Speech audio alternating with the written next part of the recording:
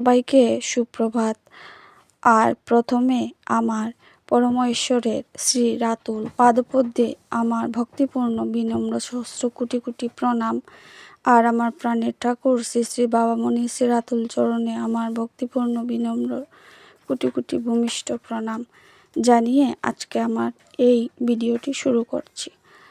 আর কালকে যেহেতু আমার শরীরটা ভালো ছিল না, তাই আমাদের পাশের ঘরে দিদিকে বলেছি একটু ফুল পেড়ে দেওয়ার জন্য, তাই তিনি আমাকে ফুল পেড়ে দিচ্ছেন। ঠাকুর ঘরে আসতে আসতে অনেক দেরি হয়ে গিয়েছিল, তাই ভাবলাম দিদিকে একটু বলি সাহায্য করার জন্য। আমি যতটুকু পারি চেষ্টা করি যে ঠাকুর ঘরে তাড়াতাড়ি ঢোকার জন্য, তাও আমি আজকে দেরি হয়ে গেল। দেখেন, জীবনের নানান পরিস্থিতি নানান সময়ে আমরা সমস্যার সম্মুখীন হতে হয়। তাই আমি ভাবি, আমার যেটা মনে হয়, সকল গুরু ভাই বোনদেরও বলছি, আপনাদের আর কি বলবো, আপনারা তো সবাই জানেন, আমার থেকে ভালো কাজ করছেন, দেখছিও আমি অনেক গুরু ভাই বোনদের।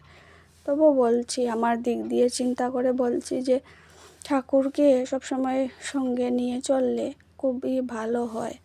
ঠাকুরের কাজ করাটাই খুব ভালো। আমাদের জীবনে নানান পরিস্থিতি নানান সময় আমরা সমস্যার সম্মুখীন হতে হয়, তা থেকে আমরা তাড়াতাড়ি মুক্তি পেয়ে যাই। আর জীবনের কত পরিস্থিতি কত সময় সমস্যার সম্মুখীন থেকেও আমরা শান্তি পেতে পারি।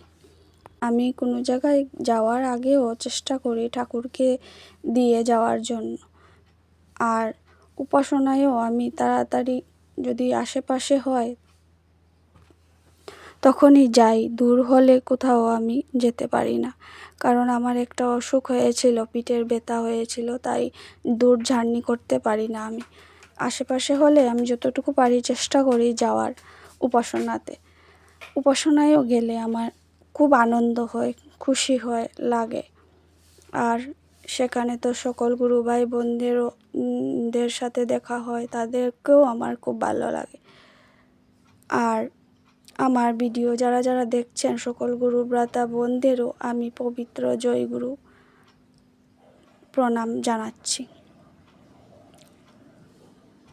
জানিয়ে আজকের আমার এই ভিডিওটি আমি শেষ করতে চলেছি।